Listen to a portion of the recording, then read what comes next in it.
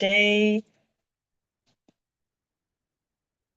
Welcome to our proudly South African SME Masterclass. I trust everybody is doing well this morning and that we are all looking forward to what this webinar has in store for us. My name is Anele Ndlovu and I will be the facilitator and the host of this webinar. It's really an honor and a privilege to always work with Proudly South African because I really believe in the work that they do. I really believe in their mandate. And just to briefly share with you what it is for those maybe who are joining us for the first time, or maybe some people may need just a little reminder, is Proudly South African was established in 2001. So they have a long history of working with SMEs, a long history of ensuring that we buy local and we maintain local.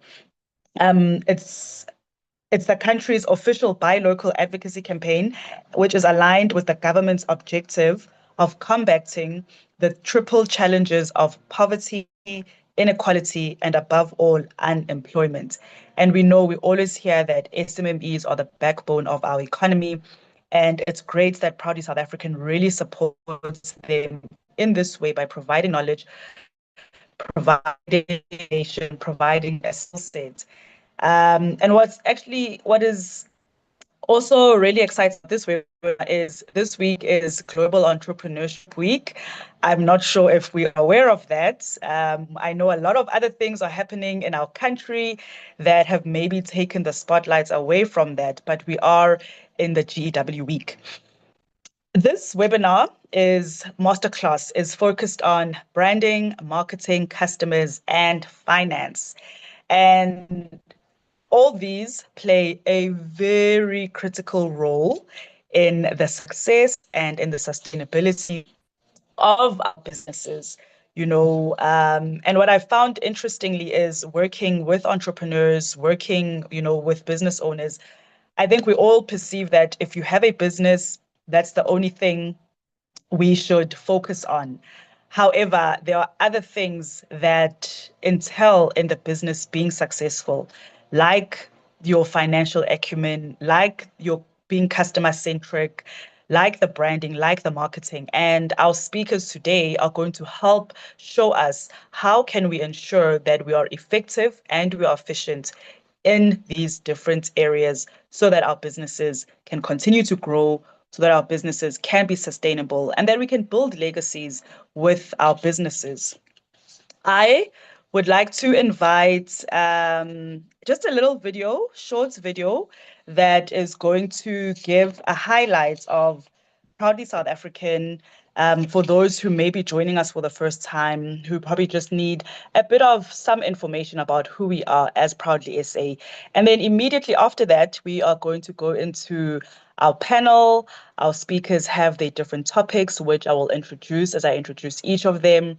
And then after our speakers have all spoken, we will then open questions for our guests who are joining us. So if maybe the first speaker said something, do note it down. Second speaker, all the speakers, because we'll only take questions once all our speakers have spoken.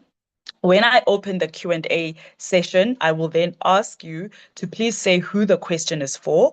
If it's for everyone, say that anyone can answer. If it's for a specific speaker, please say this is directed at the particular speaker, and we'll get them to answer. We will have about 10-15 minutes for the Q&A. We want to give you, as well as our guests, enough time to engage and interrogate what our speakers will be sharing with us. I will take it over to the Proudly SA team to play the video, and I will see you shortly.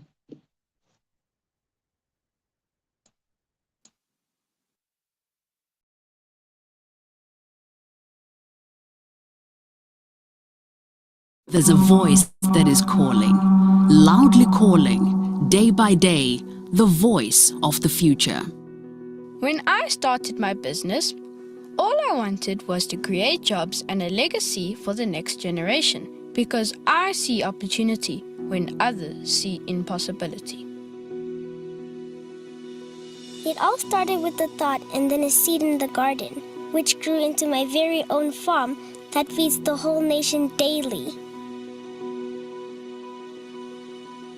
Cotton silk and a little bit of treasure, I create masterpieces that give South Africans an identity, comfort and confidence, because when you look good, you feel good. From the factory workers to the warehouse and then over the seas, I want to show the world what proudly South African looks like. It all started with just some ink on paper and inspiration to bring people together. With my furniture, I now help create spaces that are beautiful, comfortable, and authentic to human light and connection. I've always been driven by curiosity. It fueled my dreams to create automobiles that accelerate our nation into greater possibilities and the beauty of the unknown. I was born into a rainbow nation. My life has been full of colors and mixed flavors. And when I started my bakery, I wanted to share the joy with the world and with South Africans in particular. All I ever dreamt of was to be a bird and fly high. And now I have the wings to help others fulfill their dreams of flying high too. But it can only be a dream until you make it a reality. All they need is your faith, your trust, your loyalty, your appreciation. And most importantly, Your support. because supporting local businesses Helps create jobs and secures our future. South Africa, their future is in your hands. So what are you going to do about it? Be proudly South African. Buy local to create jobs.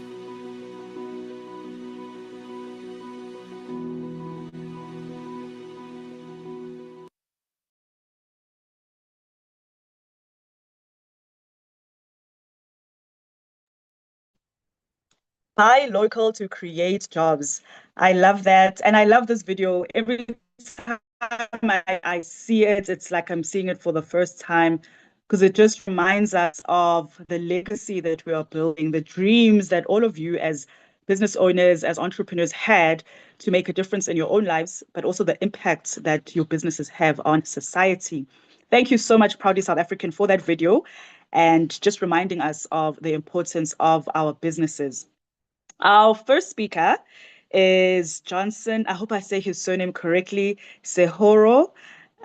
He is the founder of Sonwaro, and he is going to be discussing winning customers with good service. So without customers, our businesses are not going to succeed. But we also need to treat our customers very well and give them the best service. Johnson is going to help us how we can do that. And I think it's great that we are having this webinar at the end of the year. So we start the plans and we start thinking how we're going to enter 2026, how we're going to show up for our businesses, show up for our customers, to ensure that we have a better 2026 than My 2025. goodness. Johnson, over to you. Yo. Hello. Hi. And can you hear me? Yes, we can hear you. Yes, I'm a little bit of a challenge with technology. Oh, so we won't be able to see you. Yes, no, I did log in. I don't know what's the challenge. Okay. Yes. Let me do Do you this. want Okay. a moment just to sort Yes, that? can you hear Oh, there me? we Can you are. see me now? Yes, perfectly. Yes. Good morning, everyone. My name is Johnson, sorry. Yes. Yeah, maybe I'm also having a bit of a challenge. I have your bio, which I was supposed to read.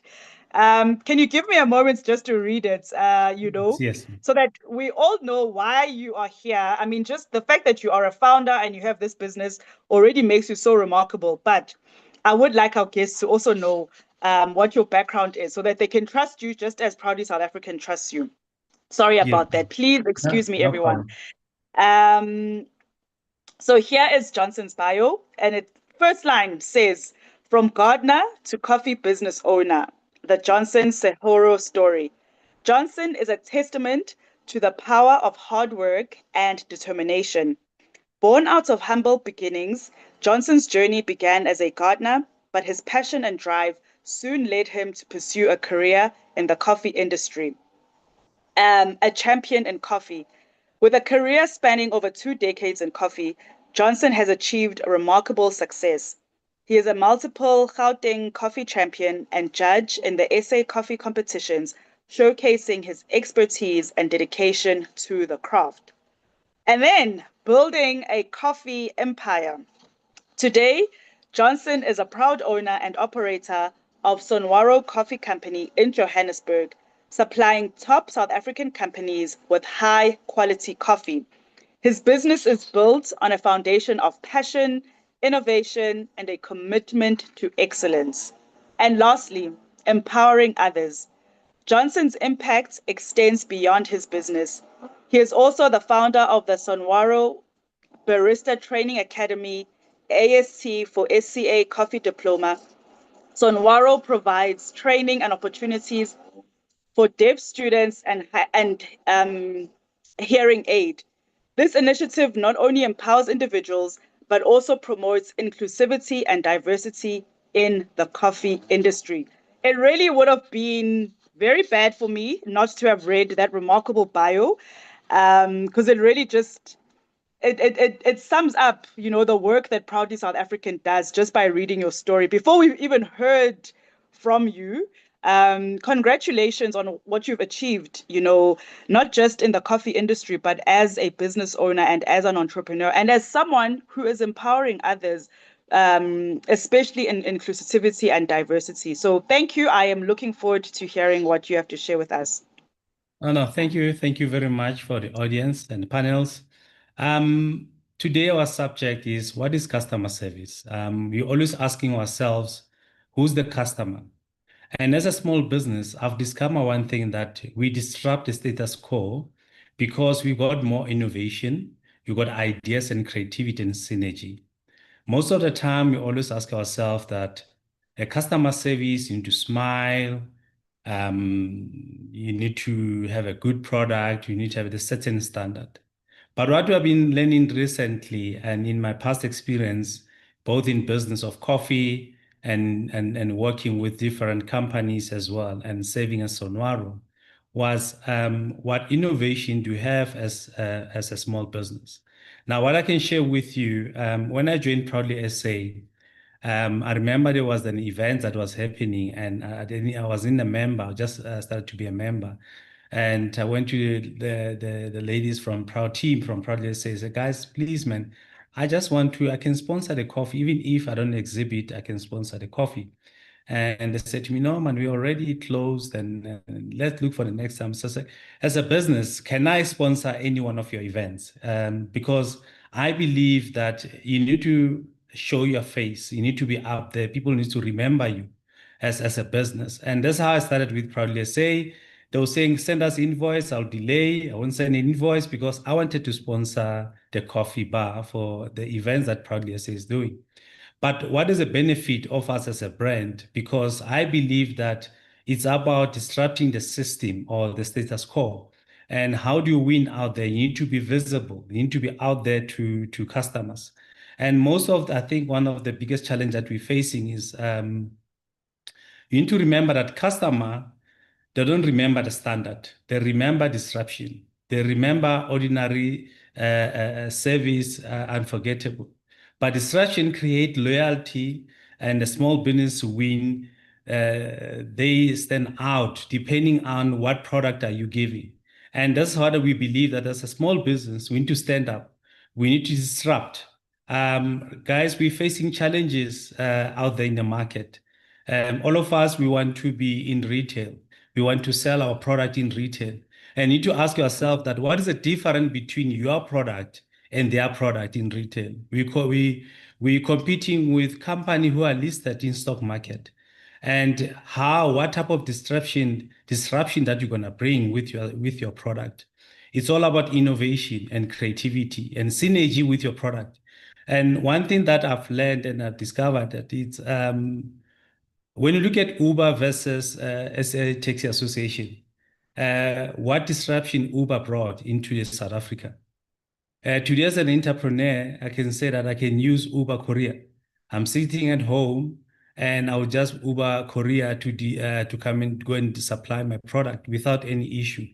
Or I don't have a motor vehicle, I can do 4 trips or 5 trips with Uber, delivering my product through Uber.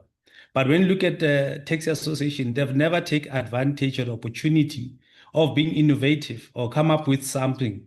And we know the taxi association, they're big in South Africa and they're the bullies. When you're in a taxi, you don't feel comfortable and uncomfortable because of how bully they are, as an industry. And those are the things that as entrepreneurs, we need to understand that customer service is not about you, it's not about your face, it's about your product. What product you have created. And customers, they don't buy standard, as we said. They buy creativity. You need to be bold with the system. Going back to speed of service, and what is important is you need to show up on time. You need to respect time. What we found as SMEs or as a small business, we don't respect time and we don't respect customers. And we have this mindset of I'm the CEO, I'm the founder. The CEO, I'm the founder doesn't pay bills. It's about your product paying bills. Who's the face of the brand? It's your product. It's not you. Again, when I was looking at it, did a case study, I look at how train versus our metro rail. You feel more comfortable of using Gautrain versus using our metro rail because in Gautrain there's a standard, there's method, you trust them with your credit card, whatever that you do. And with time, you're always on time. You can catch a Gautrain in Sandton to airport. You know that you'll be on time. It's very, very important as a small business that the opportunities are there. You must look for opportunities. Opportunities, they won't come look after you.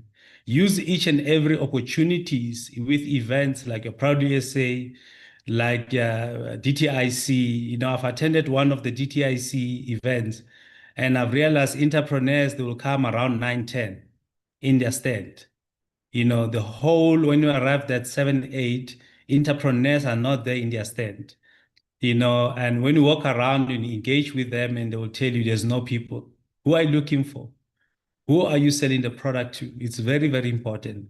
Branding is very, very important as well. Consistency, how you put your brand out there. And I was looking at McDonald's versus Steers or Steers versus McDonald's. What comes to your mind with customer service or with the brand between McDonald's and Steers? You've got other brands like your Wimpy, your Burger King, but you know that when you go to McDonald's or you go to Steers, there is consistency, and you're happy with the product. But again, what are we selling? Let's not dwell on these big companies. I just want to compare, just to understand how you package your brand, which is very, very important.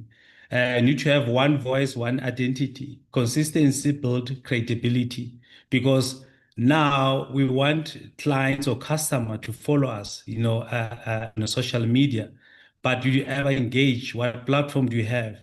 And I always believe in traditional marketing. That is why with me when an event says I will sponsor events, for me it's a traditional marketing because there is a procurement manager is there. There is a procurement executive or whoever or the accounts department. You engage with them, they understand your product. And that's a thing that we struggle as a small business because instead of promoting the brand, we're promoting ourselves.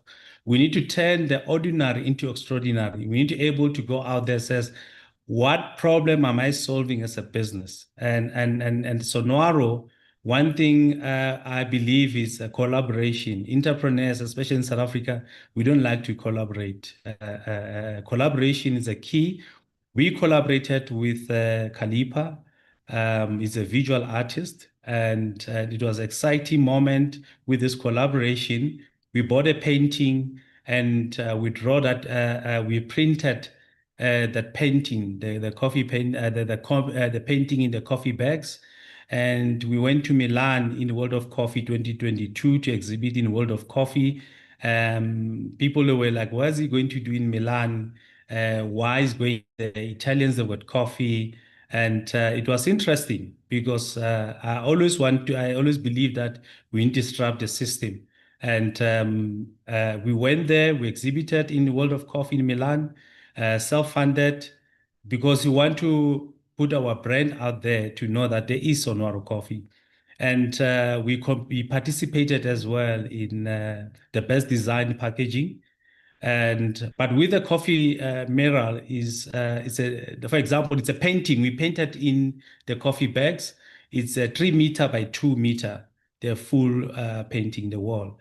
And those are the things that as a business, you need to be more creative, need to collaborate, because you cannot run a business without collaborating with other people. And one with our brand as well, what we did was the launching of Women in Coffee, where with our 3% coffee goes to GBV survivors, including free training for disadvantaged young women and purchasing of hearing aid for people with hearing disability. Why we did that is, again, disruption. We're competing with big companies who are listed in JSE, and they can do anything that they want for them to win. And now you need to come up with something. You need to be more creative as an entrepreneur. Now, by saying so, with all this innovation and creativity, was us to able to be in the market where we sell the coffee mural in retails. That's the only way to sell it in mural, the coffee bags, the 250 grams, sell it with either partner with one of the big retailers. Now, when you buy those coffee bags, the 250 grams of Sonwaro coffee, you know that you're buying the mural. It's got a number from 1 to 173. Now, you build your own amazing pictures in your house where you have recycled the coffee bags. And that's why I say you need to be more disruptive and you need to be more innovative with your product.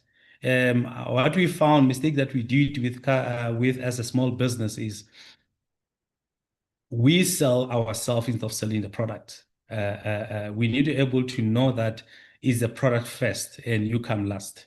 And the innovation, the packaging, the branding of the product is very, very, very important. You need to be bold in your innovation. Those are the things that we believe that what other method or strategy can we implement to capture our market or our customers. Remember, you need to understand the customer behavior as well, that customer there to buy the story. And what story are you telling and what problem are you solving with your business? Where with Sonwaro, we're saying that the 3% goes to GBV survivors, and we do train disadvantaged young women. For example, next year we're launching our Women in Coffee. But again, you need to be out there and you need to make sure that you reply emails on time. You follow up on your customers because one thing that once a customer buy the product, you sold 1 bag of coffee, no, it's fine. I'm not going to call them back again. They have to come back because I've got a good product. And the one mindset that we have as a South African entrepreneurs is we've got an entitlement as a business. We are too entitled in things. And my advice to you guys that let's not be entitled. Let's sell the product. And don't speak on behalf of the product. Let the product speak on its behalf, because you've got a good brand, you've got a good product, and what problem are you solving with your product? And you need to know who's your customer, who's your market segment, who are you selling your product to? Because sometimes we fail. We've got this idea, and you create an amazing brand, but you don't know who to sell to. And one of the mistakes that we do is we always use we call celebrity to promote your brand. I'm a liquid stylist by profession. I work with the media agency Publicis, and we create all the product for one of the top coffee brand in the world. And I've realized that how we positioning our brand versus how this coffee brands position their brand is different. They went out to the agencies. They will get a modeler to model their product. Yes, they have to pay certain fees for that. If you show the face, there's a certain amount that you have to pay. The product has been launched for until so. But those are the things that as entrepreneurs, don't use yourself, your image as a model. Go out there to agency, find a model for your product, be proud of your product, and don't be confused with the message. I think most of the time we always confuse with the message and branding, with the slogan. People ask me why my slogan is "Key Coffee Die Day." We are united in South Africa. Ki is Setswana or Sesotho or Sepedi. Coffee is Arabic or English, and Daiding is Afrikaans. So people can be accommodated to enjoy my coffee. Those are the things that I always believe that in customer service, we need to look after our customers. One thing that you need to have a call center, call your customers, follow up on them, how they're doing, and they still have a product. What we found is, no, they must call me. They must tell me that they haven't got stock. It's a challenge because I'm in business where I sell coffee beans to different businesses. I'm in business that I sell training to different hotel groups and businesses. And I need to follow up on my customers. I need to make sure that my customers are happy. For example, we create something like audits where a trainer will go and follow up and check, is the equipment all right? Is the baristas been trained? Is the product has been made according to standard? And those one thing I know most of the time it says, hey, but I don't have a budget to do this. Militaristic, when you come with designing of the brand, and you to able to have a brand that you're going to enjoy as a person. And when you look at the appealing of the brand and get the right designers as well, and get advice if you are struggling with a brand, because sometimes you'll find that most of the time, yes, we like to use our names. Why use Sonwaro I was in trouble with one of the beverage company, and they sue me. I received a letter from Weber Wenza. I'm going to say this Red Bull. I was in trouble because my coffee was Afro Coffee, because we always like to take copy and paste. We see all this amazing name. It was Afro Coffee. Red Bull trademark Afro in about 4 classes: food and beverage, hospitality, and marketing and advertising. Now I had to change the brand to Sonwaro because I didn't have any ways. That's why I used my 2 names, my Tswana name, my English name, which is Johnson. Waro is Tswaro, it is my Tswana name. And it wasn't easy again because people know Afro and keep on saying to me, you have changed your brand, what's happening? You have to keep on explaining yourself.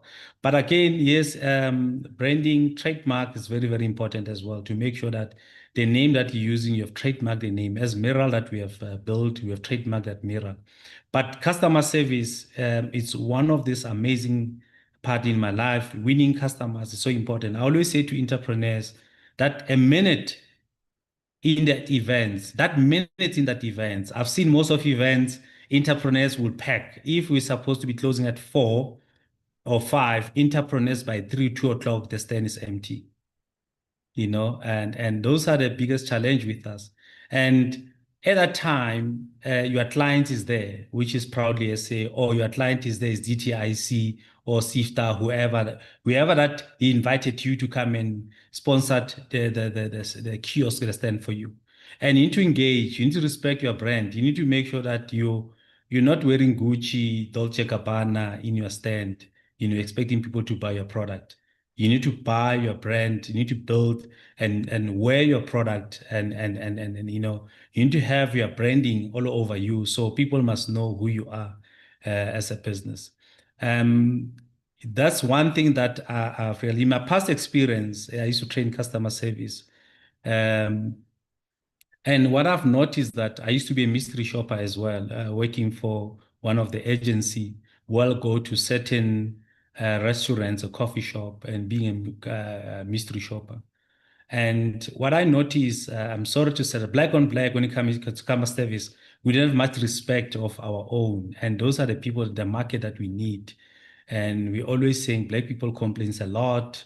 Black people this, the black that, I prefer these people.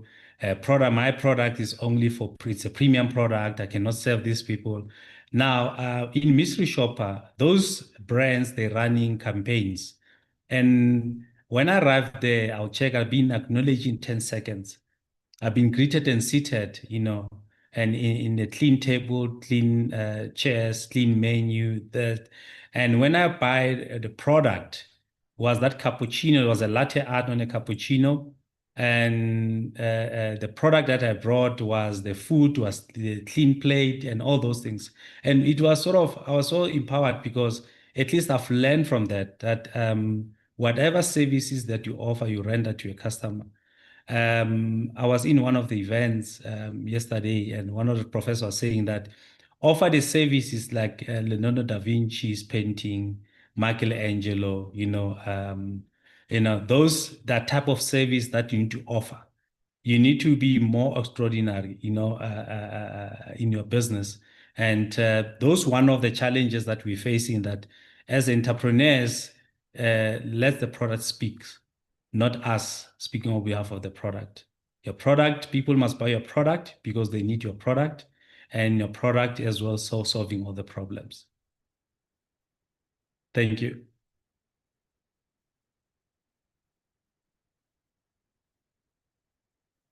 Hello?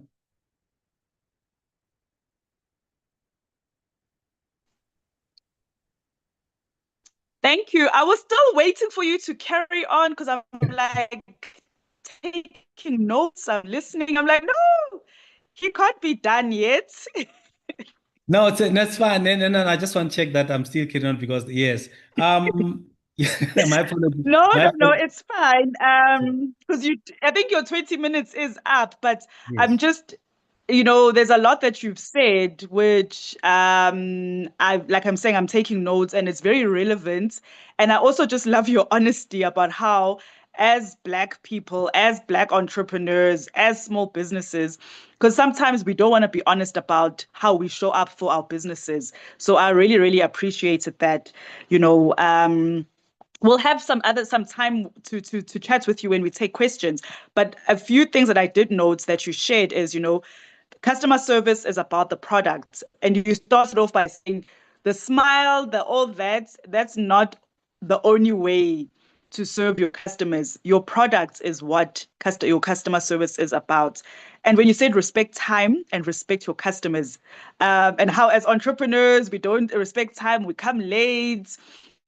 And I think you're right, because then we expect people to know that, oh, I'm running a business, sometimes I'm running it alone and I have to do everything. But if you have said and you've committed to something, you need to keep that, because that forms part of your brand. If you are always on time, if you always respect people, people will want to work with Johnson to say, we know Johnson respects an invite, he respects our time and things like that. And then follow through and follow up. I also liked that. Consistency builds credibility. The traditional marketing, now it's all about digital, it's all about social media. So when you mentioned traditional marketing, I was like, yes, thank you for that. Because I do think a lot of the times we do forget that all marketing avenues, all marketing and communications platforms still have a role to play. Maybe digital is taking over, but it doesn't mean traditional marketing and communication has lost its place.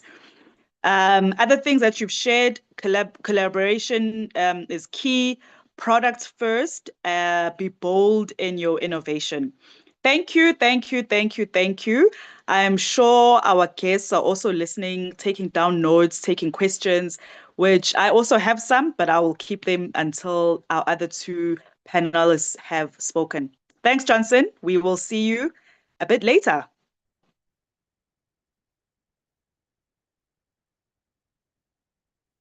All right, we are going to move on to our next speaker, someone that I know, and I was very excited when I saw her name on the program. I even sent her a message to say, we're going to be on the same webinar. Too bad we're not going to be in the same room.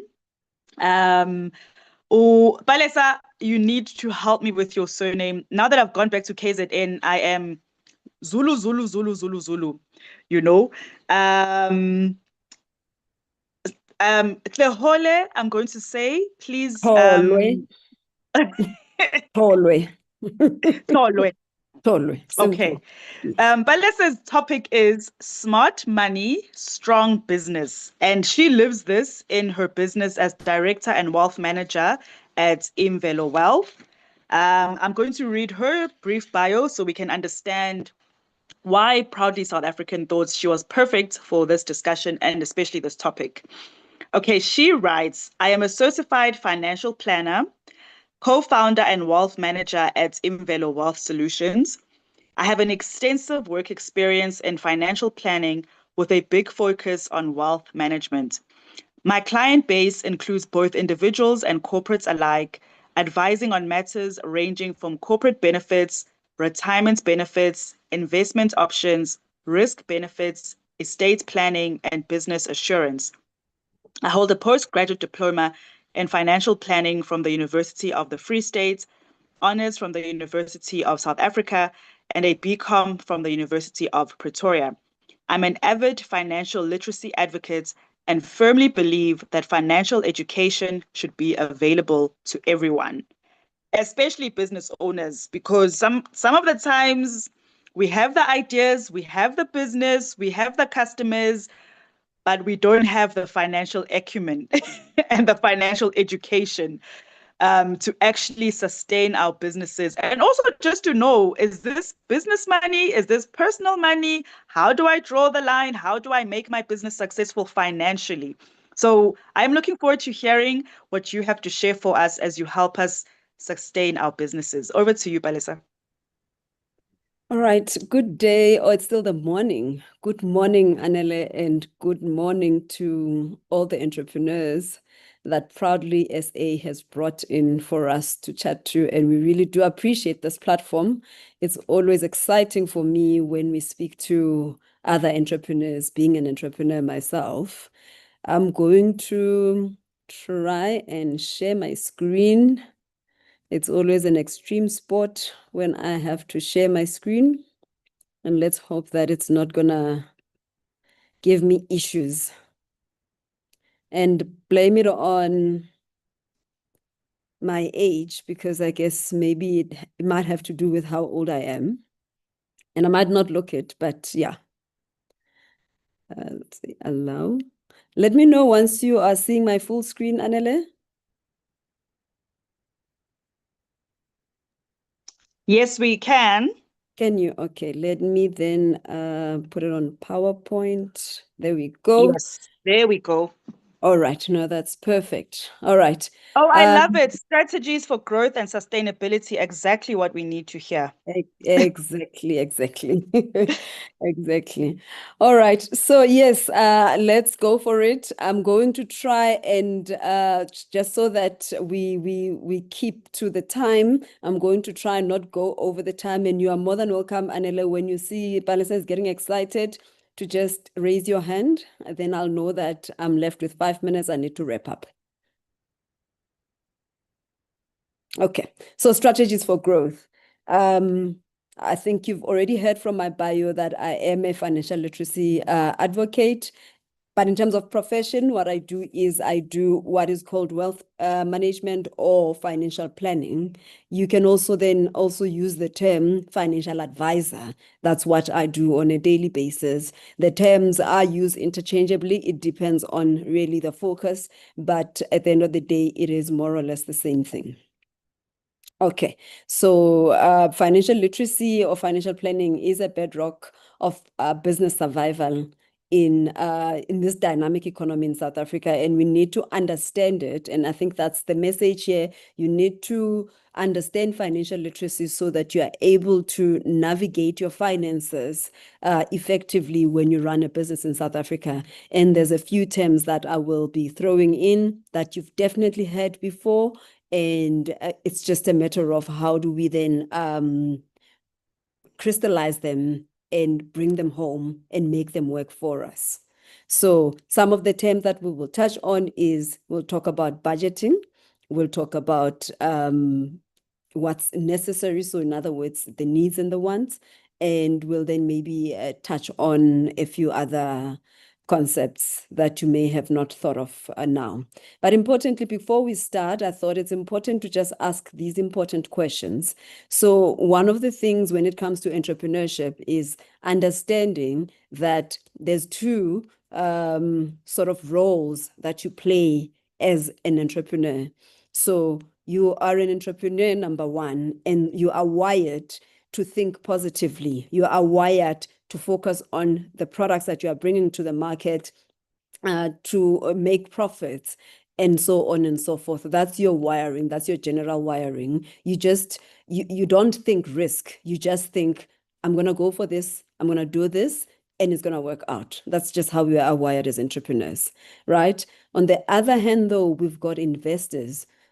So as an entrepreneur, you are also playing your role as an investor in your business, and you need to understand that role, and you need to sort of touch on it or tap onto it every now and then. In fact, as often as you can, tap on your role as an investor. You're an investor in your business. As an investor in your business, you want different things to the things that you want as an entrepreneur. As an investor, you want to maximize on profitability. You want to ensure that you allocate resources in such a way that you use as less resources to get the maximum outcome out of what you want, right?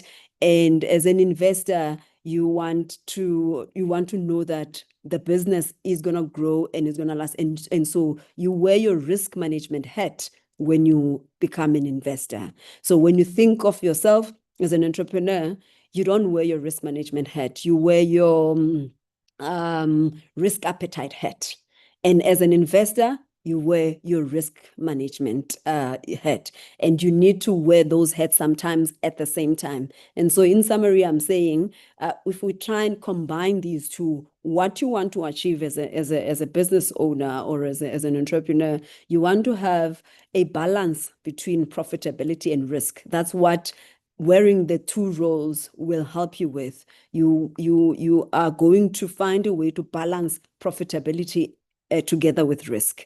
You will be able to balance in terms of find a balance in terms of resource allocation. So this thing is in front of me. I just want to remove it. Sorry, it makes me unable to see some of the things.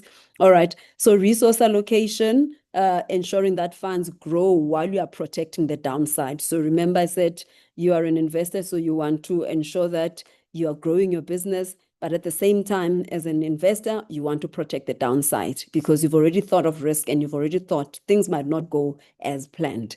And then, of course, you want to have a structured execution. So that's what that, again, those combined roles will help you with. They will help you to have to basically take your vision and turn it into measurable, profitable, even time-bound, let's call it that. You know, the SMART objectives that we always talk about. It's specific, it's measurable, it's time-bound. And as an investor, you will always want to sort of get your monthly statements, your monthly management accounts. You want to have your assets and liabilities, which are often produced once a year. But you've got these management accounts that need to be produced on a month-to-month basis. So as an investor, you want to tap onto that. As an entrepreneur, you don't want to know. You don't want to know, and that is the sad reality. You just want to know. And often then, to combine these two roles, it means that you may need to tap on to someone else who's got more strength on that side, who can assist you with regards to managing that side that you're not strong at. So I'm going to go straight into it. So what are some of the nuggets, the tools that you can tap onto, that you can use, what maybe perhaps the other person or the other persona in you will assist you with? And firstly, it is to come up with a budgeting approach. This is my favorite. I think Anele knows because she has been, we have been connecting for quite a while now. She knows even on our social media pages, we've got this rule called the 50-30-20. What I like about this rule is that it works both on a personal level, but it also works on a business level. So you can use it on a business level as well. So the 50-30-20 rule is a budgeting approach. If you Google it, you will find it. It's a budgeting approach. It's a simple budgeting approach. There are many budgeting approaches that you will come across, but this is one of the few ones that you can definitely tap onto. What do you do with the 50-30-20? It helps you to sort of budget. If right now you're just spending, if money comes in and money goes out and you don't know what is allocated to what, how it's assisting you, then the 50-30-20 will help you to sort of like consolidate, bring everything together so you know what is going where. What you want to achieve, or at least what the 50-30-20 rule will help you with, it will help you to then categorize your expenditure. So what it says is that 50% of your expenditure must go towards your operations. So you need to have, you need to be able to pay your bills on a monthly basis. I think I'm not going to go into detail in terms of what makes up your operational expenses. You would know you need to have people, you need to have stock if you are running a business that is inventory intense. You need to have all those things that will assist you to build the products that you are building. So 50% of those expenses will go into your operational expenses. 30% should ideally, and I know this doesn't always happen, but ideally 30% would then go into a growth. So in other words, you are investing. And if you look at on the personal level, we often say 30% must go to your investments. So these are your savings and all of that. So even here, we're saying your 30% needs to go into you are investing into the business. It's not necessarily the investment as in like you've taken money and you've put it aside, but it's where you are taking money and you are investing it in growth. So you may be needing a new machinery. You may be needing a new resource, a human resource, another person. You may be needing a new technology to drive your business. So again, those things then would make those expenditures, that expenditure will then make up 30% of your entire total expenditure. And then 20%, this is the most difficult one. This is the most difficult one, but to put money aside, 20% should go to your reserve, an emergency fund. It could be a savings account. It could be you've taken an investment. Now, this is where these cash investments then are coming in, where you've taken an investment with maybe an insurance company or an asset manager or an investment company, to make it simple, or a bank. You've taken money, or you take money from whatever you earn, you take about 20%, you put it aside so that during rainy days, when you don't have enough, then you can run into that. It needs to be available when you need it to be available. Maybe just to go back on the growth one, you can have a cash investment on the growth, being maybe you are putting money aside so that you can buy new things. I need to say it is better to always separate. So in other words, when you are planning, you need to plan in such a way that you will then say, this particular item, I'm going to buy in 5 years' time. This one, I'm going to buy in a year's time. This one, I'm going to buy in 6 months' time. It could be as simple as you need to, you are operating your business from home, but your plan is that in 2 years' time, you are moving out of your garage. You're going to operate from an office space because that's what makes sense for your business. And you can then take an investment for 2 years where you put money into that. So that will fall under that 30% growth. But your reserves is money that should be liquid. It needs to be easily available when you need it, because it's what you will need. Let's say it should not take you more than, it should not take the financial institution more than 5 to 7 working days to get you access to that money. And reason being, you don't want to now be waiting for it and end up losing out on deals when you know that you've got reserves that can help you to take care of those things. So let's call it then an emergency fund in this common sense that we know it. We use the term emergency fund in our personal spaces. It is exactly the same as what I've referred to here as a reserve from a business point of view. The important thing is a balanced approach. It's important to understand with finances, whether it's your personal finances or business finances, you need to always approach it in a balanced way, but also you need to have clearly defined goals for you to be able to know what to allocate to which sort of like category. Right. So now how do we then optimize? So it's important then to also start optimizing. When you're managing your finances, you need to start optimizing. What do you optimize? You're optimizing your inflows. And how do you optimize your inflows? So things like invoices, you want to sort of have speed. It's not stuff that you can put aside, because you know if you have delayed sending an invoice to your providers, to your customers, then you're going to delay the payment on your side, and it affects the cash flow of the business. So have a process in place where you are able to send your bills immediately. There's solutions in the market. There's tools such as Zero, for instance. There's Old Mutual also. They have sort of like a tool. There's a few tools in the market that are meant for small businesses. I'm trying to think of the Old Mutual one of the name. I can't remember, but I know there's definitely Zero, which is completely independent, and then there's Old Mutual. But there's many tools. There's Sage, I think you've heard of it. But there's a few tools that you can get from the market that are reasonably priced, that you can use to make sure that you automate your billing system, and you ensure that your billing system is as efficient as possible, to avoid delaying your own sort of like your own business cash flow.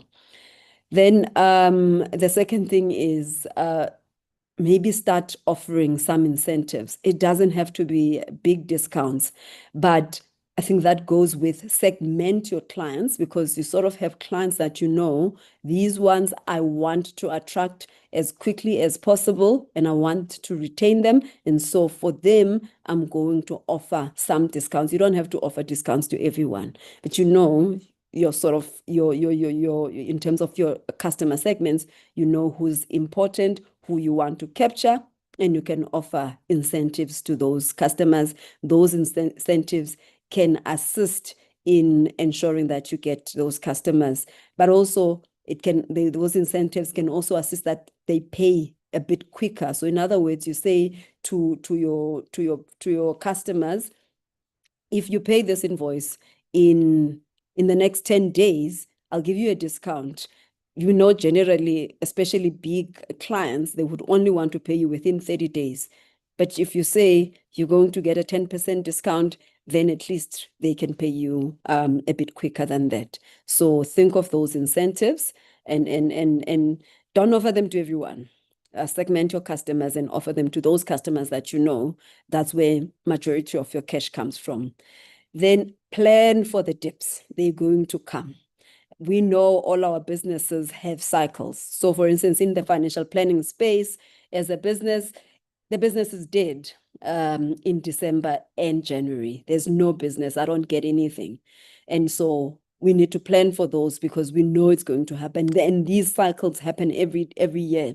But often as entrepreneurs, we always look like we didn't know that this will happen. And yet we were here the year before, and the other year, and the other year, and we know that it's going to happen. So once again, it's different for different industries. So for instance, a stationery business will boom in December and January, because that's when everybody is buying their stationery. And so different businesses will then work differently depending on what type of business you are in.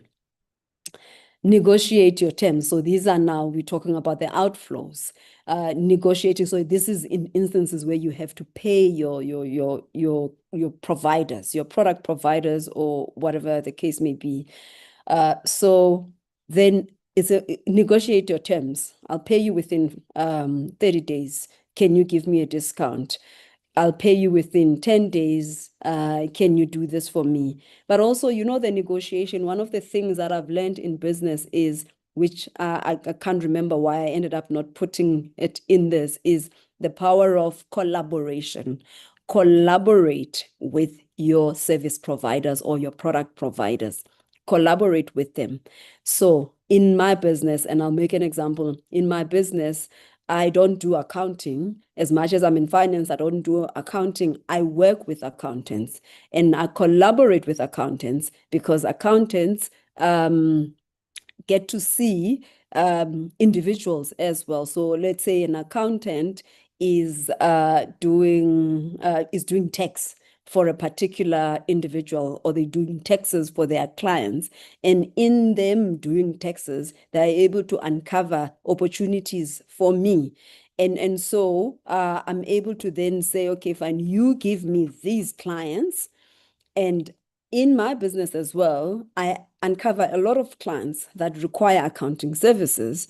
And I then say to them, I will give you these clients that requiring accounting services. And so we then don't have to pay for each other's services. Then I can offer them financial advisory for free, and they can offer me the accounting services for free, or maybe at a discounted rate. Importantly, negotiate, look for those collaborative partners where I can offer Anele X and Anele can offer me Y, and we use then a barter approach. We don't have to always be paying and paying and paying every time we need a particular service. And then lean inventory. This is not an area that I'm very good at. I've never worked in a space that is inventory intense. But I do understand the importance. Yes, Anele? Sorry to disturb. How much more do you have? I can give you 2, at most 3 more minutes. Okay, that's fine. I don't think I've got a lot more. I spent a lot of time on each slide, but really it's not a lot of slides. Okay. I can wrap up within 3 minutes on all of them. All right. Thank you. All right, not a problem. I did say nudge me, so thank you for nudging me. Let me wrap up. Okay, we've spoken, try and use the lean inventory methods, and I'm sure you would understand those methods in your own industry. Now, we've already spoken about having reserves, at least 3 to 6 months. It's important to always have, because there's economic downturns, there's disruption, there's delays in client payments. We've already touched on that.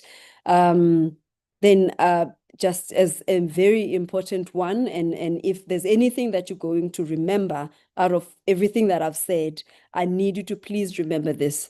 Do not mix your finances. Your personal finance must be separate from your business finance. Be an employee in your company, pay yourself a salary, have a separate bank account for yourself versus your business. Do not do everything from one account.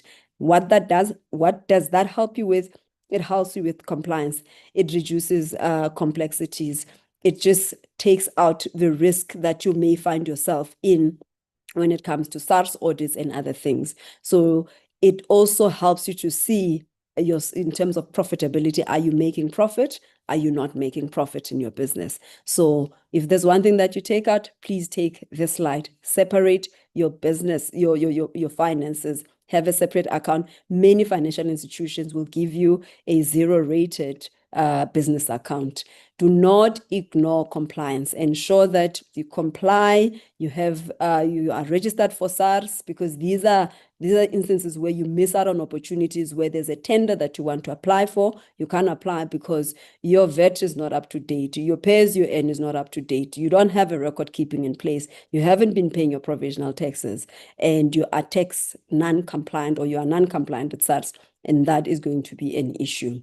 Then lastly, as I close, importantly, record keeping helps you to have access to capital. So always keep records of everything. You're eating at a restaurant, you've taken a client out, whatever it is, keep those records. Don't try to backdate. Then do your monthly accounting. If you can't do it, find someone that you can have a better approach. If you don't have access or you don't have enough resources to do that, try and partner with someone. Otherwise, allocate a certain portion of your budget to this so that you are able to do these on a month-to-month basis. And we've already spoken about this. We've touched on them. I've given you your action plans. And maybe because I know now this is the last one, I'll just re-emphasize again those ones. As I said, importantly for me, separate your personal to business account. Do not, or stop rather, the shoebox accounting. Try and open a clear business account. Audit your expenses. We always forget it. And then have an emergency fund. And I'm going to end it there. Thank you, Annele. Thank you to the attendees online. Thank you very much.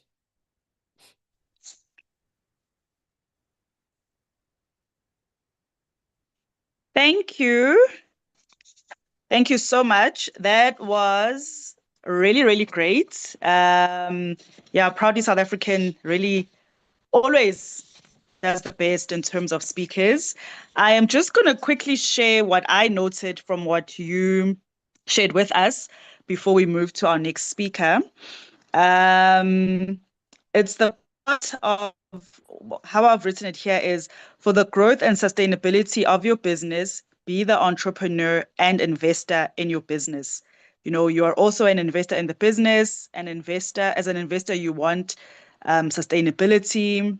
You spoke about maximizing on profitability, have a balanced approach for your finances, set clear financial goals, plan for the dips because they will come. And I even wrote here, sad reality, but being realistic helps with sustainability plans.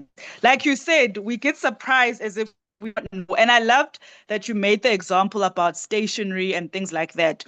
To say we know when the stationery business is going to boom and we know when it's going to be a bit quiet. So every year it happens in the same way, but we always act surprised, you know, when those dips come. Yeah. And then collaborate with your service providers. And what I liked when you said that is even though you are in finance, you collaborate with accountants because they have a different service that they provide. Be an employee in your company. And the last bit, which was in this last slide, is let's build your financial legacy. Love, love, love, love that. Thank you. We will see you in the Q&A session. Okay. I would now like to invite our next and last speaker, Brent Badenhurst, who is the founder of My SME. And Brent's topic is getting your business seen online.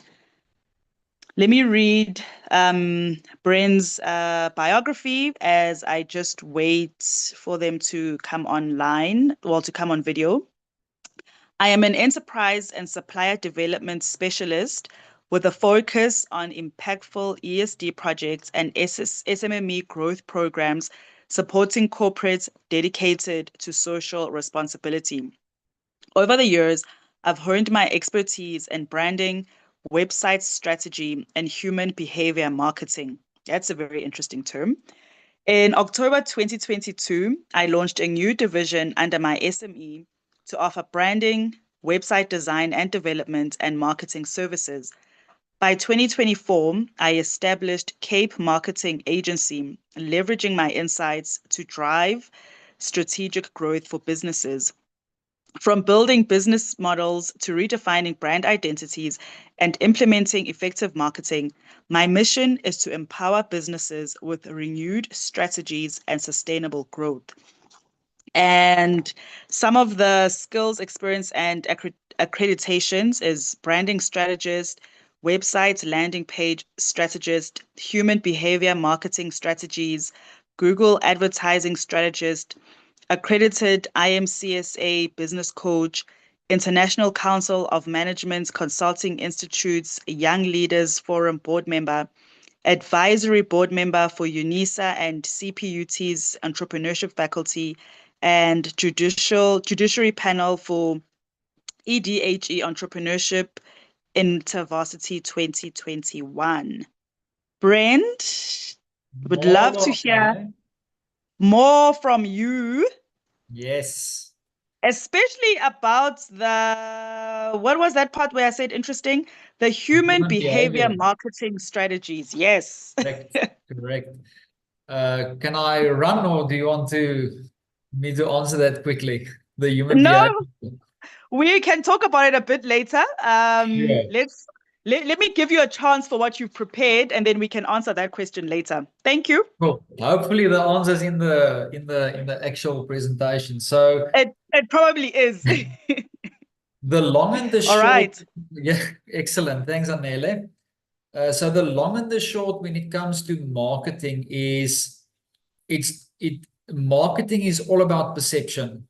You can have the most incredible products, you can have the most incredible service, you can be the best technician around when it comes to plumbing or electrician or whatever the case is. The reality is, if you can't do marketing, you can't attract people to your business or your website or your shop. If you can't attract people, you can't make a sale. If you can't make a sale, there is absolutely no business. So marketing and sales is probably 80% of the success of your small business. And if you can't do either of that, you are in trouble. And it's not rocket science. It's not something you need to go and study to get really good at. It's just about understanding your target market. I'm going to quickly share my screen. I'm going to go between a slideshow and actual examples on Google. But the first thing I want to share is just Business Strategy 101.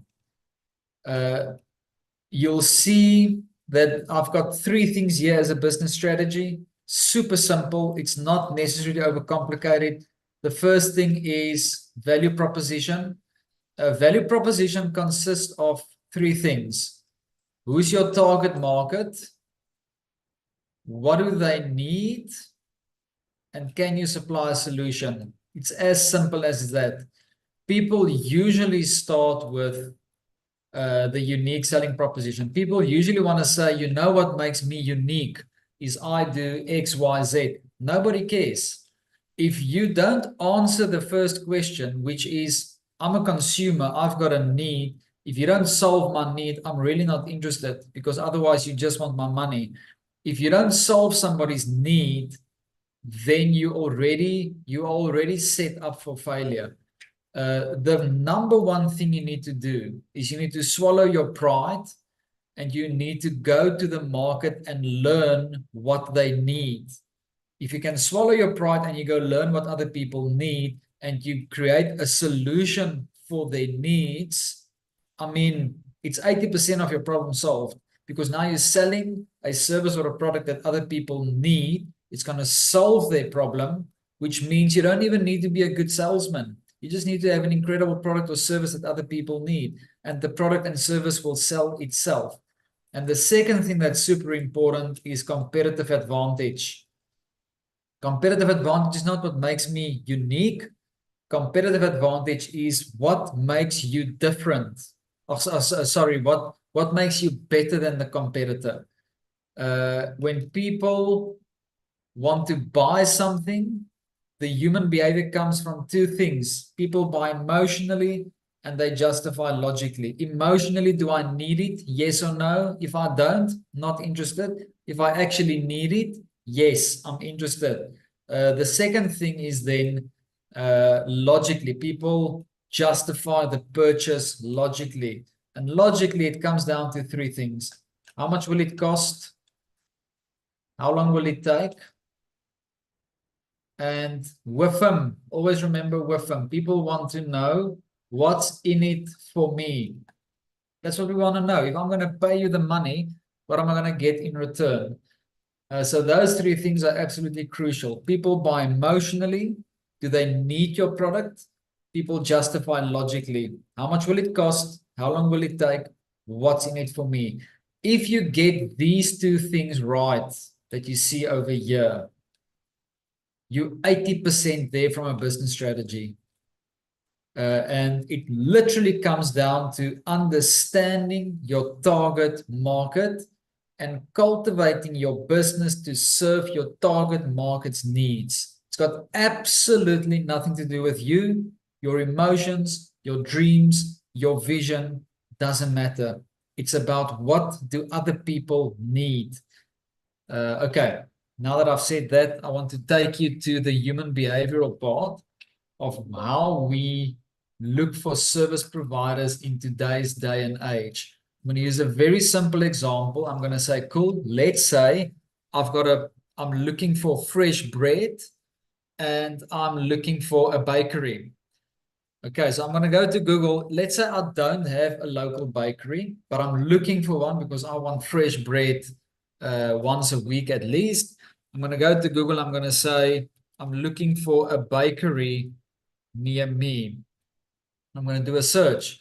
And what Google then does is Google throws out all the options in my nearby region. And with that, it's going to throw out reviews. And also, it's going to throw out profiles that I can go and visit to learn more about these businesses. And note that this is free. It doesn't cost you a cent. And it really brings a lot of clicks to your profile or to your website if you are listed on Google properly. Doesn't cost you a cent. Okay, so I can then go and say, cool, all right, let's see. There's Limno's Bakery, 4.2 out of 5. Oh, doesn't sound that great. Then we've got Nectar and Spice, 4.8. That sounds pretty cool. That sounds very solid and twice as nice cakery. Okay, now in the brand itself, they sort of like niche themselves as a cakery business. Let's say I'm looking for fresh bread, different ballgame. So I'm going to then either consider Limno's Bakery or Nectar, Spice, Bakery and Eatery, which means I'm going to click and I'm going to see the profile that comes up. Okay, 4.2 rating. It's going to give me the address and then answer a bunch of other questions. I can then go and read the reviews to see if it's legit reviews. It also gives me a link to the website for me to find out more. All right, so this is an example of how you can get free clicks on Google and attract feed to your shop or clicks to your website when it comes to consumer-based products or services if you're in that field. And then with that, I'm going to show you guys an example of one of my more successful projects that I've been involved with. It's a lady in Hammanskraal, just outside Pretoria, and she's got a bakery and a food garden that's situated here in Hammanskraal. And we helped her with a Google profile. So she's got a Google profile, Tarani Fresh Produce. She's got the address that's linked to her actual bakery. And she's getting incredible reviews from customers that comes to her shop in Hammanskraal. But more importantly, if somebody in Hammanskraal is going to type in bakery near me, she's going to pop up. And when I visit the profile, there's a link to her website. There's a phone number I can call. And there's also reviews that can really show that she's a credible bakery in my nearby region. All right, now for online purposes sake, you need a website. And it doesn't have to be a fancy 30,000 Rand, 20 pages website. It can literally be a one-pager. So here's a one-page website for Sheila, where we focus on fresh produce and very simple one-pager with a testimonial, options that you can select. There's Sheila, the founder, there's the team, and there is the one-pager. I'm going to show you a couple of other examples as well. This is another client we assisted. again, a simple one-pager. You don't need 20 pages website. You can have a one-pager. The key is to have a clear brand, and these two lines are super important. Quality handmade clothing. When it comes to marketing and branding, it's not about overselling. It's literally about stating what you do. What does Inyati Wear do? They do quality handmade clothing. As simple as that. You should never let people guess what you do by trying to be too creative. Right. Keep it simple, keep it short, keep it clear. People need to know within 5 seconds when they look at your brand, people need to know what you do. Okay, and I know it's not the same with, you've got brands like Apple and Amazon that doesn't necessarily state what they do, but these brands have been existing for 30, 40, 50 years. So everybody knows what they do. We that enter the market today has got a lot more competitors to deal with than they did way back then. So, I mean, on an average daily basis, you see a lot of advertising. And the moment somebody doesn't get straight to the point, they lose your interest because you see too much. It's like, I don't have time for this. Tell me who you are and what do you do. And if it's something that I need, you might have a chance to win my attention. Okay, so this is a simple example of another one-pager. About section, the type of services you can expect, the type of products you can expect. The two owners of the business and contact details here at the bottom. Right. Here we've got another bakery. Okay, guys, I don't know if you guys allow answers, but if you look at this landing page within 5 seconds, what does the business do? It's a bakery that focuses on fresh cake and fresh bread. It's as simple as that. We're not trying to trick anybody. We're literally telling you what we do, that you can make a logical decision if we will be a good fit for your need. All right, and then got a little call to action there that gives you the prices. You scroll down, you meet the team. And one thing that's very important when it comes to branding and marketing is you want to be relatable. Okay, I want to look at this and see if I actually relate with the people at the shop. Is it fabricated, perfect models and perfect stock imagery, or is it actually people that I relate with that I can do business with? Right, and there's another simple example of a one-pager. So again, I'm going to go back and say, in today's day and age, you cannot do business without a proper Google profile that lists your address, has your contact details, and a link to your website. That's super important. And the second thing that's super important is a Facebook page. This is all free. And Facebook is not necessarily there to generate business for you. Facebook is there to build credibility. So if you have the opportunity with Facebook to show people that you exist. You can brag a little bit with your products and services. So we're back at Terani Fresh Produce. So you can see here the products and the services that they sell. It's legit. It's real photos. It's not fabricated. It's not stock imagery that's perfect. It's real photography. This is real people that's actually at Terani Fresh Produce. And you're seeing a legitimate business at work here. And I can trust that this will be a proper bakery. Plus, Facebook gives you the opportunity for very cost-effective marketing. You can run a week's campaign on Facebook for 250 Rand, and you can literally put the radius 5 kilometers around your shop.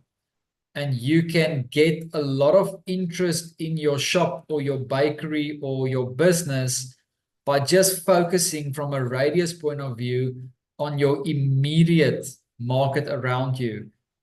So really, it's not that expensive to get some traction on Facebook. As I said, 250 Rand will get you a far way.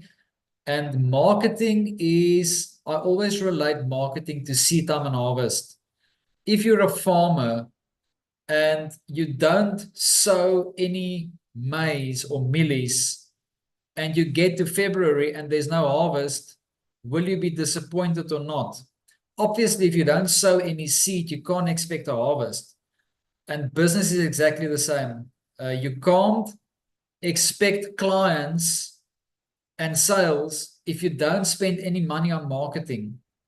It's literally ludicrous to think you're going to get clients, but there's absolutely no marketing that's taking place on your brand, or you're not listed on Google Maps. It's just like a farmer that sits on the stoop and he sees the rain falls and he's like, amazing, I'm going to have an amazing harvest, but he didn't sow any seed. There's really nothing more to say about that. So just getting back to the 3 most important things for any business in today's day and age is a Google profile that's free, doesn't cost you a cent. Secondly, a Facebook page. It's free, doesn't cost you a cent. Keep it up to date. And a one-page website with a professional brand that's going to cost you anywhere between 5,000 and 10,000 Rand. And ultimately, marketing, again, I'm going to say, is about seed time and harvest. If you're not willing to spend any money on your marketing, you should not be shocked that you're not getting any clients. Okay, hope that makes sense. And it's worth investing into your marketing. It's worth investing into your brand. Branding is so important that people make literal decisions whether they're going to use you or not by just looking at your brand. And I can show you guys an email that I've sent through to somebody the other day. I was looking for garden route holiday packages. And I get to this one website, and the website looks very outdated. It looks like it was made in the 1980s. And in me, I'm like, I wonder if they still exist. And if they exist, how great are their packages? Because the website looks really crap. Just from a human behavioral point of view, when I'm looking for an incredible holiday package on the garden route, I want to see the views. I want to see the accommodation. I want to engage in what I can expect from this holiday in terms of the scenery and the whole experience. And the website is literally looks like it was made in the 1980s. So what's my perception? Now, whether my perception is true or not doesn't matter. My perception is, if this is how their website looks and if this is how their brand looks, it's probably how their packages will look as well. I'm not interested. Thank you very much. I did fill in the application form, but I actually just went on and did my own thing. And then she emailed me on Monday and I said, listen, to be honest with you, you lost my business because your brand is very outdated and your website is terrible. And she wasn't happy. She just replied, thank you. And I'm like, ooh, she's offended. Guys, business doesn't worry about your feelings. I literally don't care if I've offended her. I'm not going to spend money if she's going to create a crap product for me. I'm not. So I don't care if you're offended. I was trying to be honest to actually help you. You take offense with that because small business owners are very, very offended when it comes to their business. You should get rid of the offense, get emotions out of it, and start to do business logically and honestly and fairly, instead of trying to be offended around every corner because you're not getting opportunities, nobody's giving you a chance, blah, blah, blah. There's enough success stories out there to showcase that if you really want to, you can build a successful business in South Africa. There's enough opportunity for everybody. But rather than being offended and emotional all the time, go look at the target market. What do they need?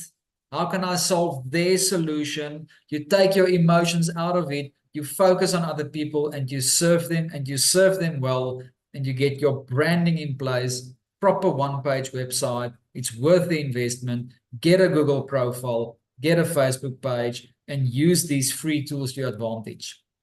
I think that's it.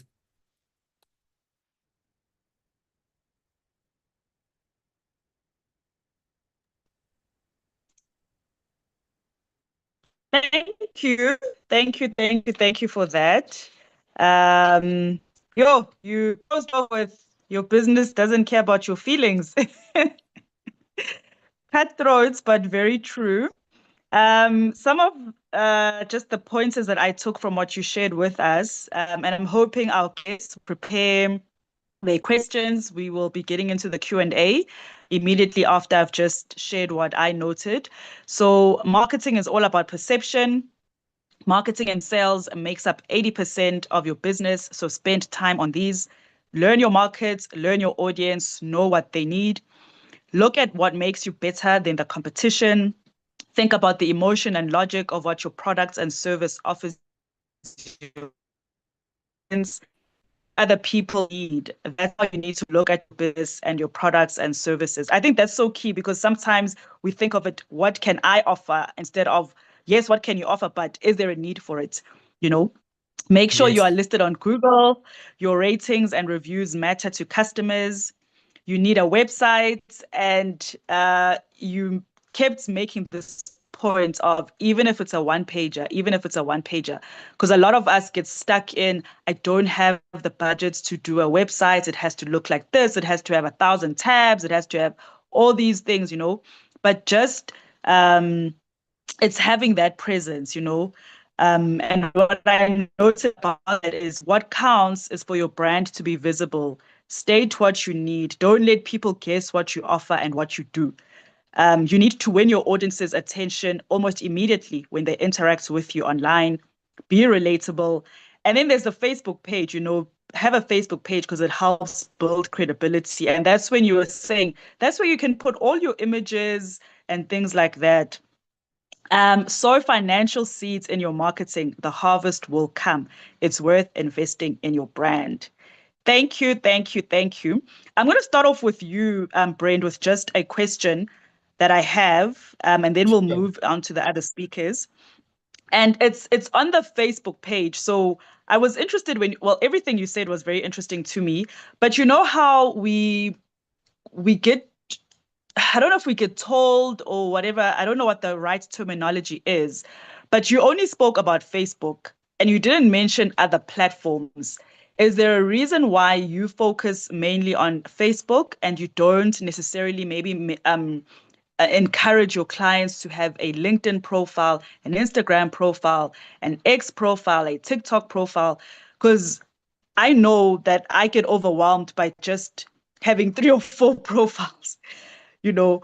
So I was like, do I need all of them? Because he's just like, focus on Facebook. So please tell us the thinking about that, and if it makes sense to have the other profiles, and how much energy and effort you should put into all your social profiles.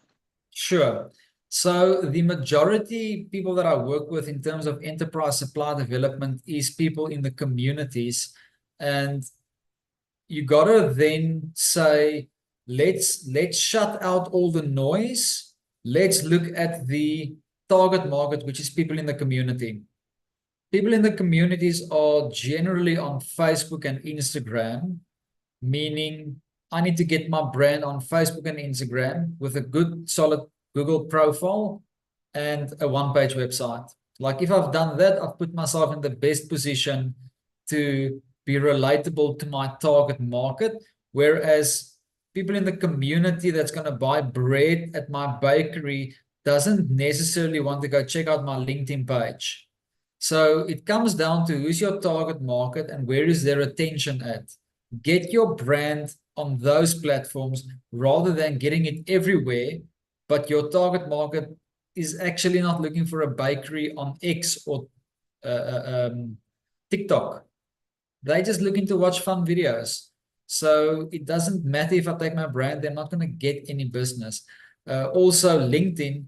LinkedIn is applicable if you are a professional business, people that want to attract other professionals. Then if you in finances or if you're in law, if you are in these type of services that's very professional, yes, then you focus on a proper LinkedIn profile.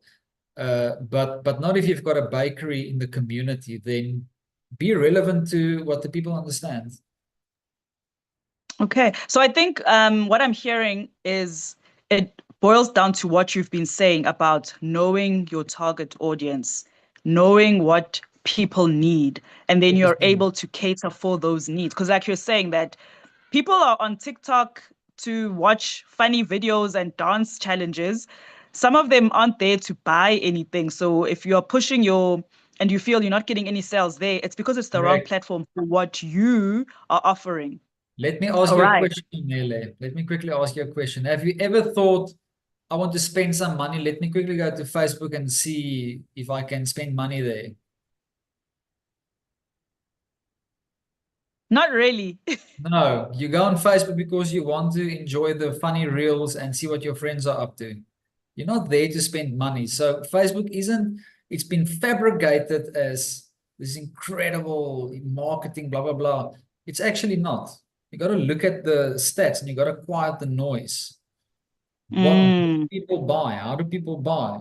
Get beyond that rather than what everybody else says. Yeah.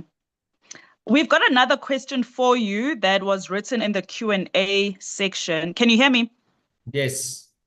So it says, it's from Mami Molloy. It says, can Brent delve deeper into the concepts of what brand visibility and awareness is?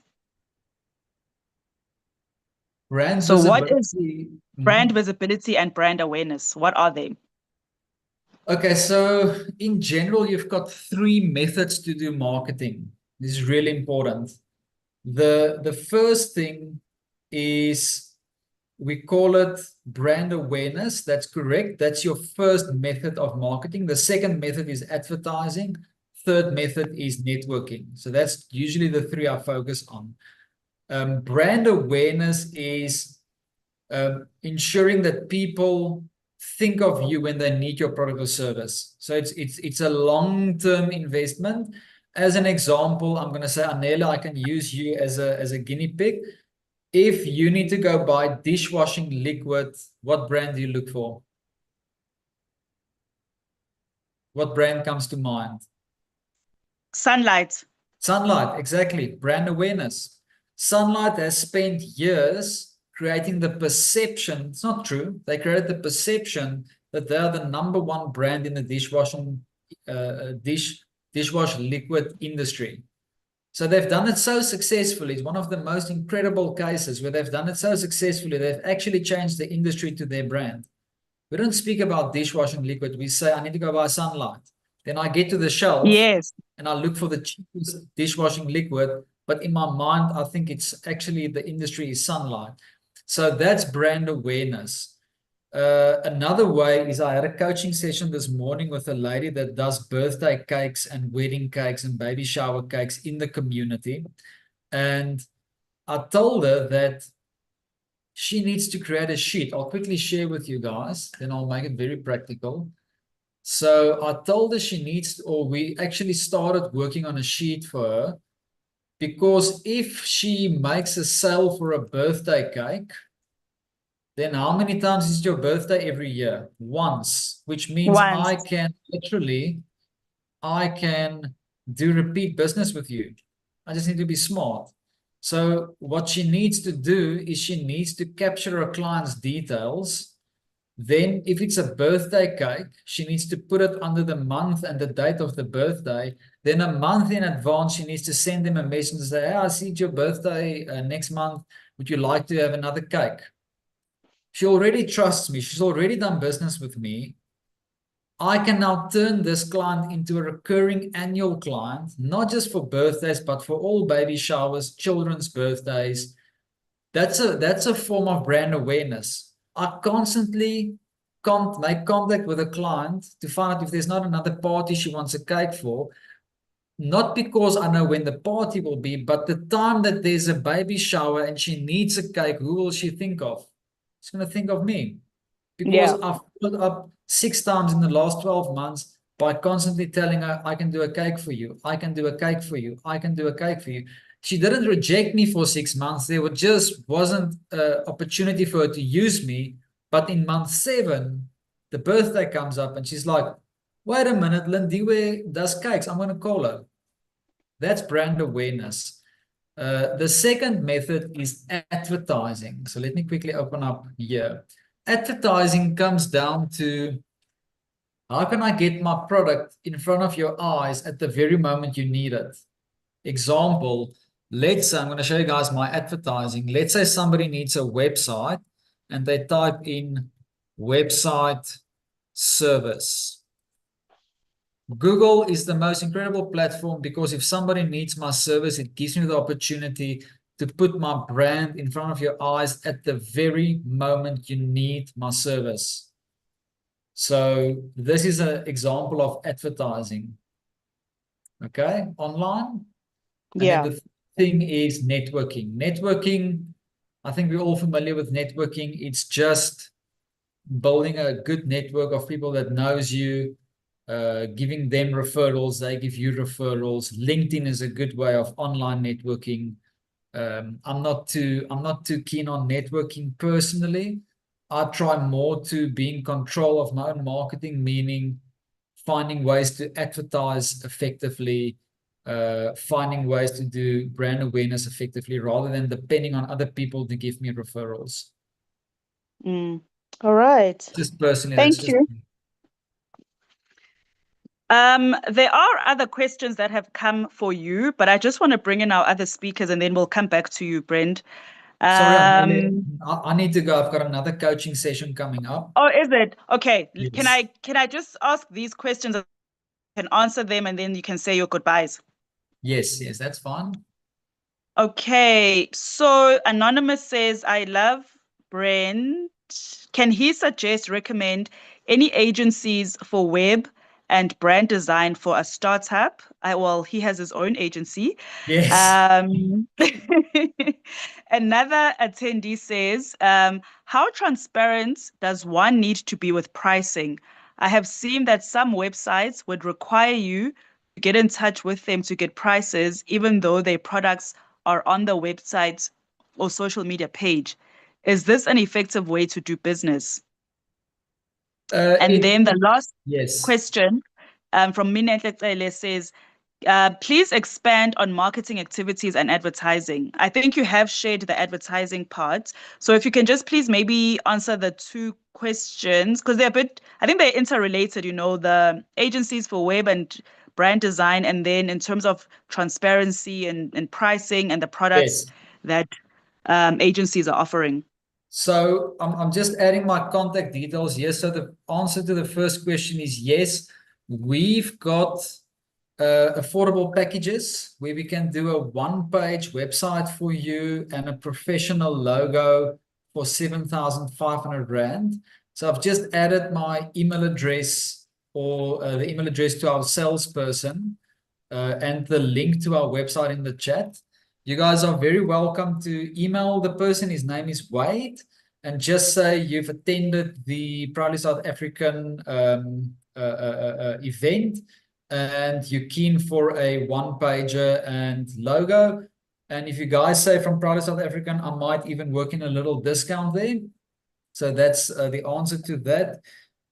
Then secondly, sorry, Anele, just refresh my memory. What was that second question? The other question is, how transparent does one need to be with pricing? I have seen that some websites would require you to get in touch with them to get prices, even though their products are on the website or social media page. Yes. I think, okay, yes. So my suggestion there is you really got to feel the market out. I've created websites where we've got the pricing on there and it works. We get a lot of leads, get a lot of sales. The pricing doesn't bother the people. They actually appreciate the fact that they know how much they're going to spend. But then I've done websites where an example would be my dad is a minister and I've created the website for him, weddingminister.co.za. We've got 3 packages. We've got a legal package, a ceremony package, and a contract. And it's incredible that when we had the pricing on, we barely got a lead. But when we took the pricing off, we didn't change the pricing internally. We just took it off the website. The leads started to come in. So what I'm trying to say is it's not a one size fits all. You got to figure out who your target market is. You got to figure out what puts them off. And then you test various options. Test if the pricing is on there, if you get leads in. Test if the pricing, if you take it off, if you get leads in. You got to test and see what works best and then stick to the answer. I hope that answer is clear. I think it is clear on my side, and I hope it is for Anonymous as well. Thank you for joining us. I know you have to go, but we appreciate your time. We appreciate your insights and your contact details as well, which I have also shared in the Q&A section for those who would like to get in touch with you. All the best with the work that you do. Thank you. You too. Bye. Bye-bye. All right. I am going to move on to Ben Johnson. And the question that I have for Palesa is around the financial planning, the financial advisory that Imvelo Wealth does. Now, you know how with SMEs and you're starting out or startups, you may not have, let's say you may not have the budgets maybe to get Imvelo Wealth on board, but we know how important it is to have that service provider come in. How would you suggest we go about making I don't know how the correct way to frame it, but would you say we get a financial planner, financial advisor, a financial service provider from the minute you're starting your startup, or do you start first and then bring in someone, whether it's Imvelo Wealth Solutions or any other financial advisory board? When will it be the right time to bring in someone like you into the business? Thank you for that question, Anele. I would say even before you even start the business, the minute you're thinking, I want to start a business, then definitely contact your financial advisor. Look at what is the process that you're going to use to get funding. Are you going to fund the business yourself? Are you going to get funding from other service providers?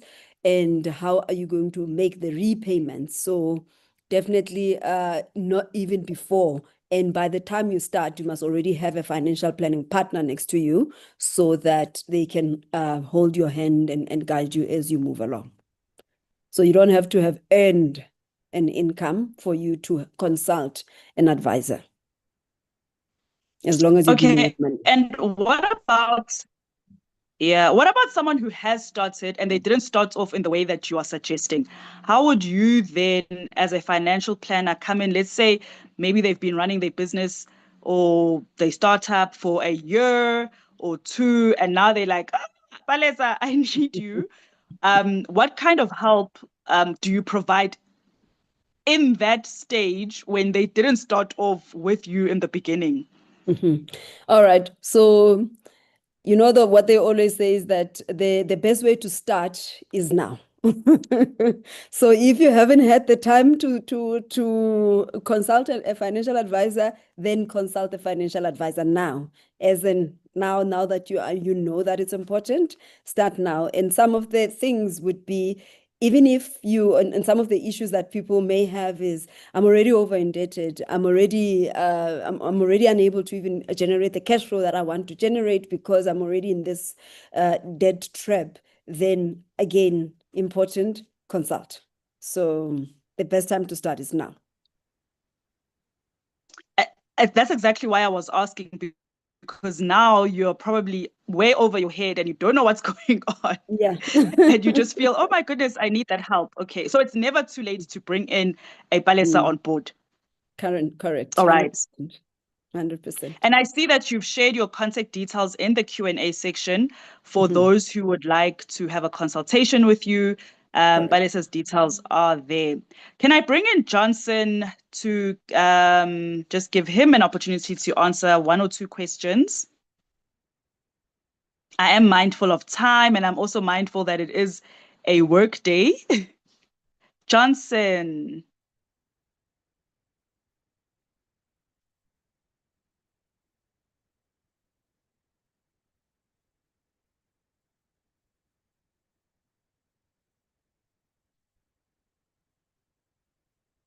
Okay, I'm not sure if Johnson is still on with us.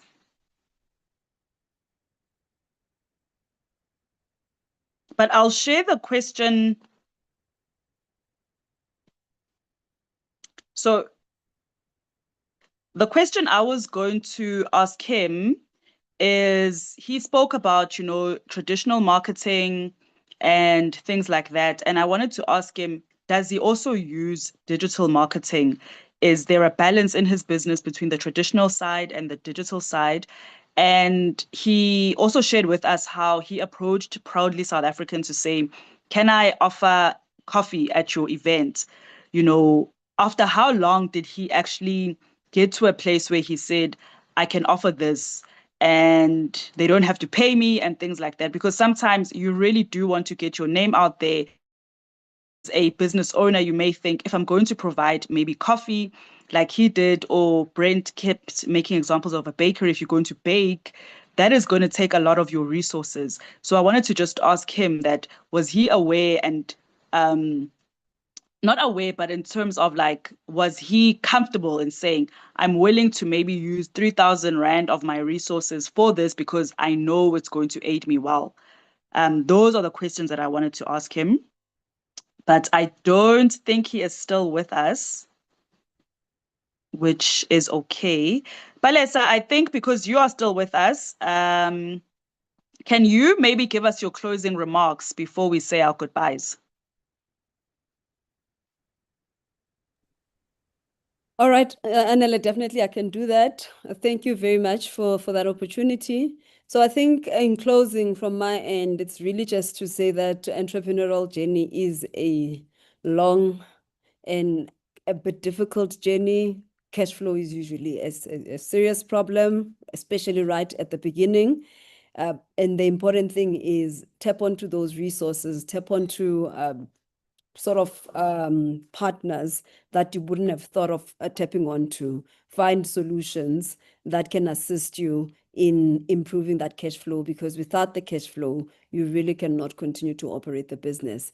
And unfortunately, they go hand in hand. Your compliance when it comes to running your business, how efficient you are in managing your expenditures and just in general, your business, they all speak to one another, and it could be a make or break in terms of getting you over the line. So from what I've read and what I'm experiencing as well, we are on year six of running the business.